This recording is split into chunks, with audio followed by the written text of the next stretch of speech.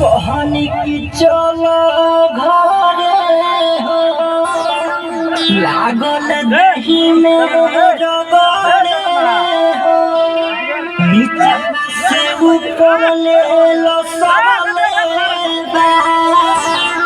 साया साड़ी सब फरले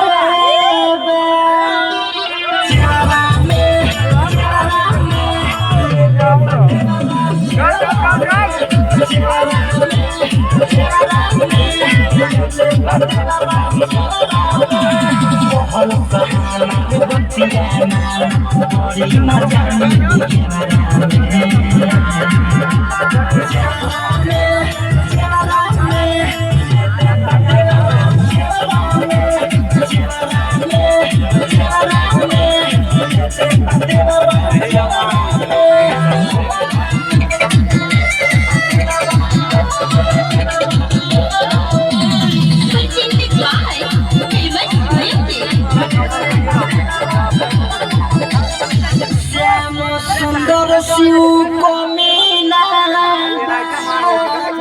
गली पर उखड़ल चिन्ह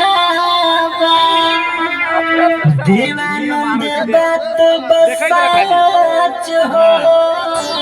कोई बस